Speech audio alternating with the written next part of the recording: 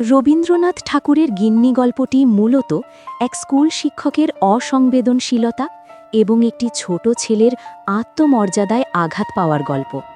গল্পের মূল চরিত্র শিবনাথ পণ্ডিত নামে এক শিক্ষক।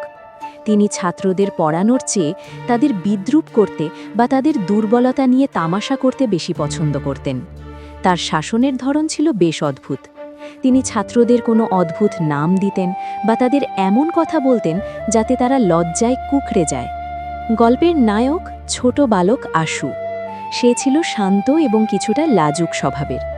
একদিন স্কুলে আসতে সামান্য দেরি করে ফেলে।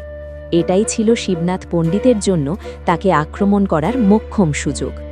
পণ্ডিত মশাই জানতেন আশু বাড়িতে তার ছোট বোনের সঙ্গে খেলাধুলা করে। তিনি সবার সামনে আশুকে দাঁড় করিয়ে ব্যঙ্গ করে বলেন যে আশু বাড়িতে ছোট বোনদের নিয়ে পুতুলের বিয়ে দেয় এবং ঘরকন্না করে।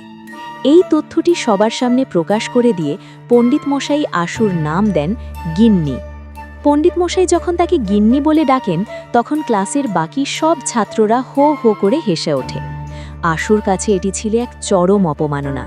যে ছেলেটি স্কুলে পড়ার জন্য এসেছিল তাকে তার ব্যক্তিগত জীবনের সাধারণ একটি বিষয় অর্থাৎ বোনের সাথে খেলা নিয়ে সবার সামনে ছোট করা হলো। আশুর মনে হলো তার চারপাশের পৃথিবীটা যেন হঠাৎ বদলে গেছে। ছুটির পর যখন সব ছেলেরা গিন্নি গিন্নি বলে তাকে টিটকিরি দিচ্ছিল, আশুর তখন মনে হচ্ছিল সে যেন পৃথিবীর সবথেকে একা এবং অপমানিত একজন মানুষ। গল্পের একদম শেষ দৃশ্যে দেখা যায় আশু বাড়িতে গিয়ে তার চিরচেনা সেই খেলার সাথী অর্থাৎ তার ছোট বোনের মুখোমুখি হয়।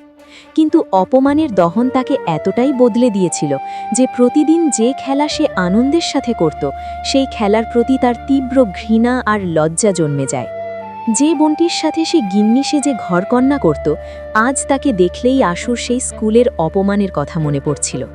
রবীন্দ্রনাথ শেষ লাইনে ইঙ্গিত দিয়েছেন যে সেই দিনের সেই নিষ্ঠুর উপহাসের পর আশুর শৈশবের সেই সহজ সরল খেলার জগৎটি চিরতরে ভেঙে গেল।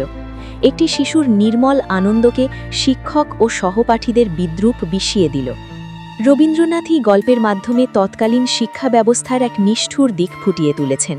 একজন শিক্ষকের কাজ যেখানে ছাত্রকে গড়ে তোলা, সেখানে শিবনাথ পণ্ডিতের মতো মানুষরা শিশুর কোমল মনকে অবজ্ঞা আর বিদ্রূপের পাত্র বানিয়ে ফেলতেন। আশুর সেই চোখের জল আর নীরব অভিমান পাঠকদের মনে এক গভীর সমবেদনা তৈরি করে।